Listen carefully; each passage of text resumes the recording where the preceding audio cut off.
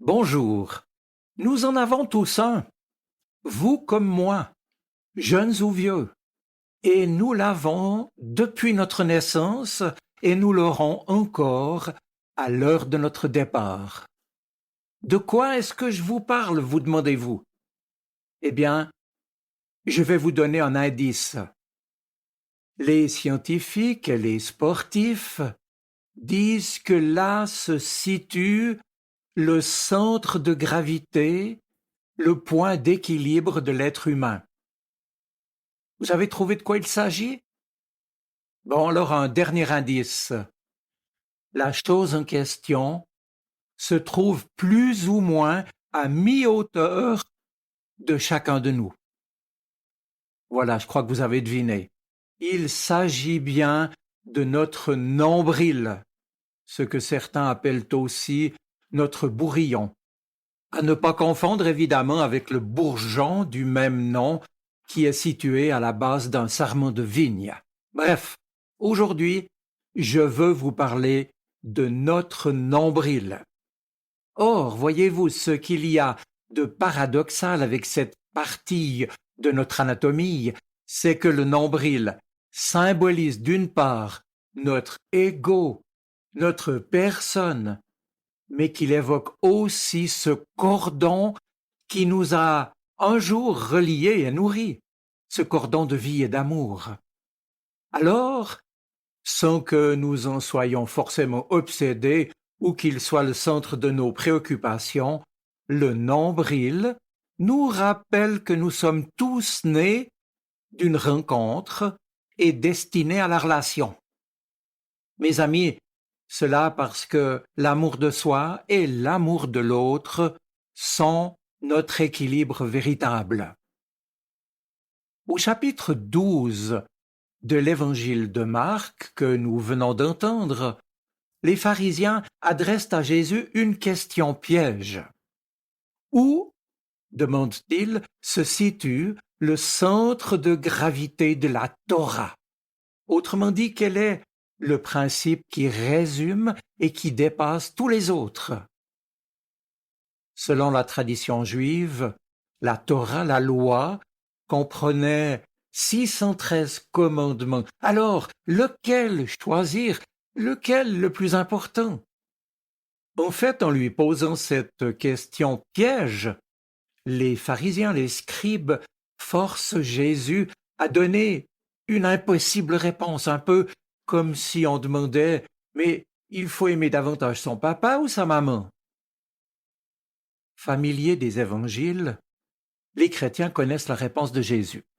Il s'agit d'aimer Dieu et d'aimer son prochain comme soi-même. 3 dimensions dans 2 commandements pour l'unique critère et ce qui donne sens à toute notre vie, l'amour. Facile à dire, pourra-t-on me rétorquer, et certains diront qu'il n'y a rien de spécifiquement chrétien dans cette réponse. Vous avez raison, cette règle d'or se retrouve dans tous les grands systèmes philosophiques et religieux du monde. Toutefois, ici, il ne s'agit pas simplement de ne pas faire aux autres ce qu'on n'aimerait pas qu'on nous fasse, mais de mobiliser activement tout notre être, cœur, âme et esprit. Et on pourrait ainsi dire que, contre l'amour de la règle des pharisiens, Jésus nous invite à suivre la règle de l'amour, la règle d'amour. Car c'est bien à l'amour, dira-t-il plus tard à ses disciples, que tous reconnaîtront que vous êtes mes disciples. Avec bien d'autres, nous avons donc choisi chez nous cet été, durant un mois, de nous concentrer sur cet objectif et, ce faisant, chercher à trouver notre joie en Dieu en approfondissant quotidiennement ces 2 commandements et ces 3 dimensions, qui sont donc le centre, le vrai sens de gravité de notre existence humaine et spirituelle. Mais comprenons bien, il ne s'agit pas de croire en Dieu au détriment de l'homme. Cela porte de nos jours le triste nom de fanatisme, d'intégrisme ou de sectarisme. Et à ce propos, la première lettre de Jean nous rappelle que si quelqu'un dit « j'aime Dieu » et n'aime pas son frère, c'est un menteur. Mais il ne s'agit pas non plus ici de croire en l'humain au détriment de Dieu. Une dérive qui prend aujourd'hui les formes de l'individualisme, de l'indifférence des autres ou pire encore du narcissisme. En ouvrant notre série estivale, il faut donc commencer par dire que le commandement d'amour évite ces dérives et met en équilibre l'amour de soi, de l'autre et de Dieu. Pour aimer Dieu et son prochain, il faut donc commencer par s'aimer soi-même, pas de manière nombriliste et narcissique, bien entendu, mais en laissant le regard bienveillant de Dieu se poser sur chacun de nous et descendre en nous. S'aimer soi-même, au sens de l'Évangile, c'est en fait se désencombrer de notre égoïsme pour pouvoir aimer en retour de manière équilibrée, sans s'agripper. Peut-on, en effet, aimer l'autre si on n'est pas capable de faire en nous de la place pour lui? En somme, il s'agit de se déposséder de la volonté de vouloir posséder sa vie. S'aimer soi-même, n'est-ce pas accepter que nous sommes aimés de Dieu tels que nous sommes, plutôt que de vouloir conserver ce que nous ne sommes plus ou que nous voudrions être? N'est-ce pas accepter son âge, son corps, ses limites? Finalement, s'aimer soi-même, n'est-ce pas découvrir que son centre de gravité est en lui, l'autre, avec un grand A majuscule, que ce que nous sommes, nous le devons à celui qui nous accompagne jour après jour et qui nous redit à chacun « Je t'aime et j'ai donné ma vie pour toi ». Et puis, dans la foulée, s'aimer soi-même, n'est-ce pas alors découvrir que son centre de gravité est aussi en l'autre, l'autre avec cette fois un A minuscule. Maintenant, hélas, combien d'entre nous n'ont-ils pas cru devoir aimer, que ce soit leur conjoint, leur enfant, leurs proches, au détriment de ce qu'ils étaient? Pour eux et pour chacun de nous, cette rencontre de l'évangile de Marc, ce récit ici de Jésus avec les pharisiens, est donc libérateur. Car l'amour, qu'il soit d'affection, d'amitié ou de respect, n'oppose pas l'amour de l'autre à l'amour de Dieu et à l'amour de soi. Mes amis, c'est bel et bien l'amour reçu qui nous donne la confiance d'aimer et d'être aimé. Mais reprenons. Après avoir expliqué à ses disciples que le royaume de Dieu est en somme un chemin de salut spirituel, Jésus, à la demande d'un scribe, fait le lien entre ce royaume de Dieu et le cœur de la loi juive, la Torah. Et ici, Jésus en cite deux passages. D'abord, le Shema Israël, c'est-à-dire la loi fondamentale de la foi juive, rappelée en Deutéronome 6, verset 5.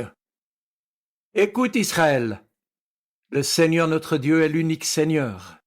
Tu aimeras le Seigneur ton Dieu de tout ton cœur, de toute ton âme et de toute ta pensée et de toute ta force.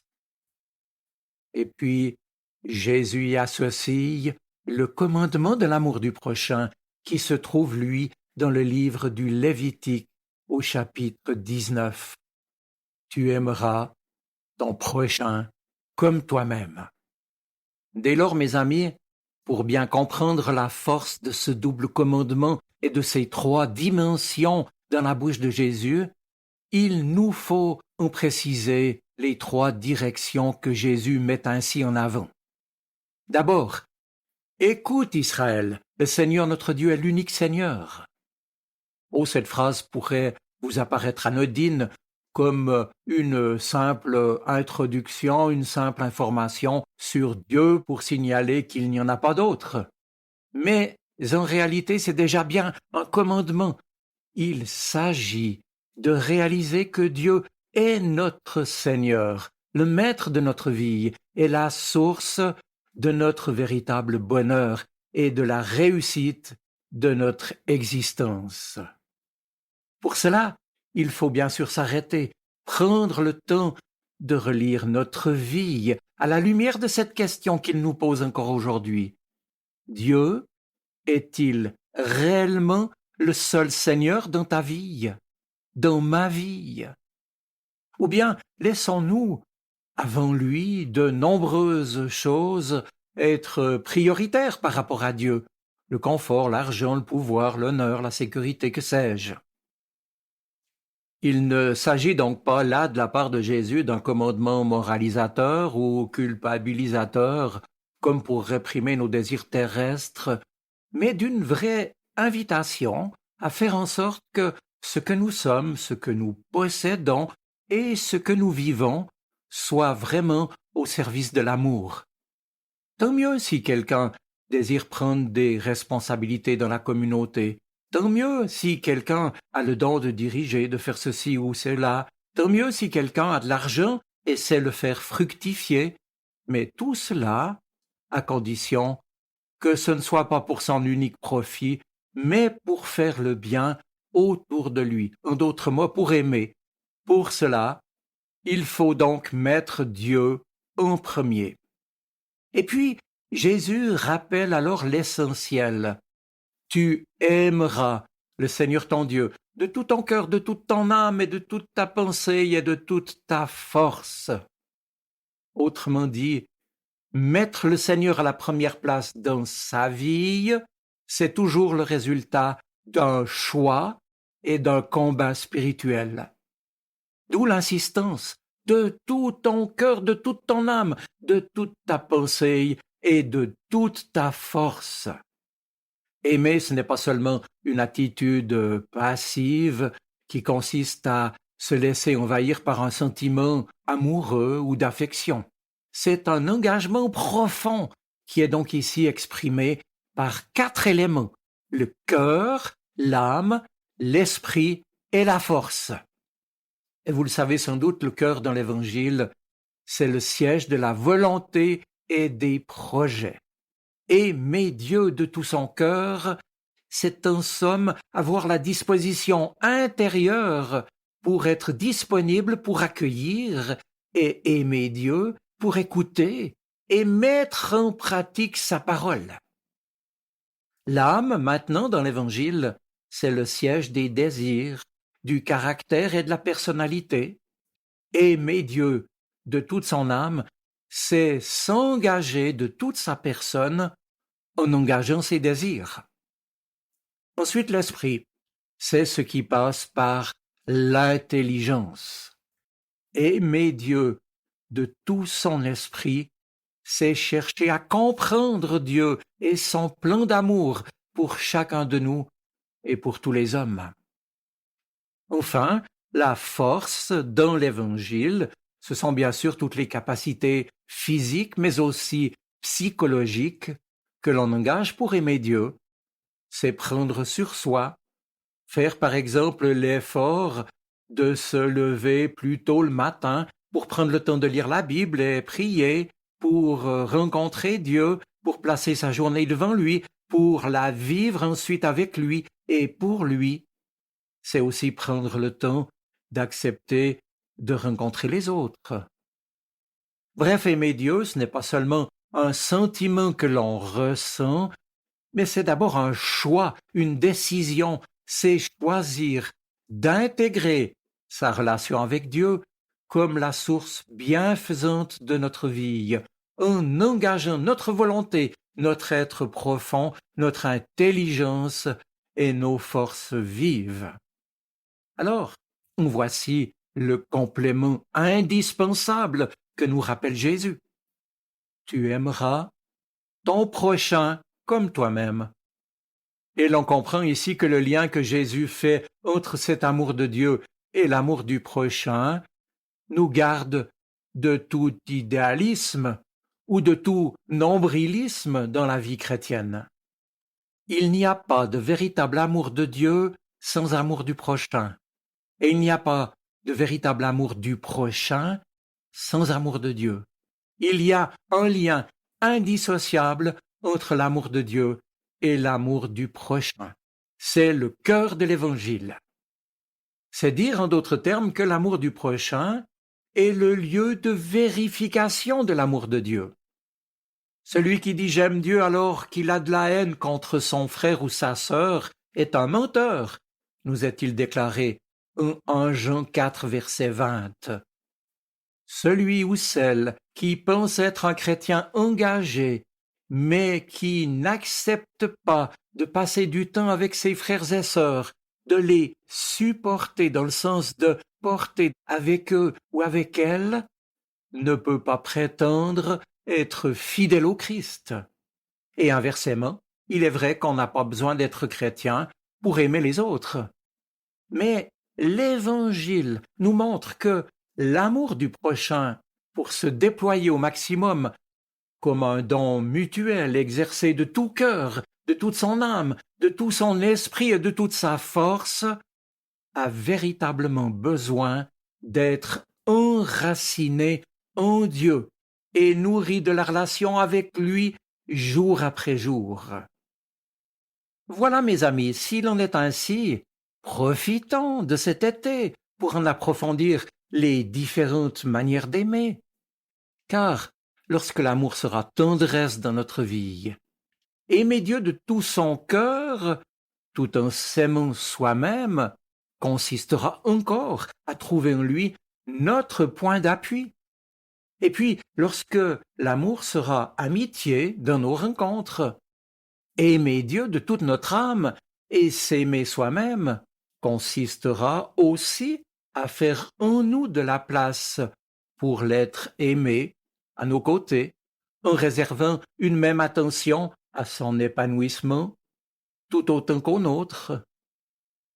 Enfin, lorsque dans un premier temps peut-être la fraternité nous semblera impossible, s'aimer soi et aimer Dieu de tout son esprit reviendra à prendre le chemin du respect et de la prière qui remet dans les mains de Dieu tous ceux et toutes celles que nous n'avons pas encore, ou plus du tout la force d'aimer, pour que Dieu les bénisse, indépendamment de nous, et non au détriment de ce que nous sommes.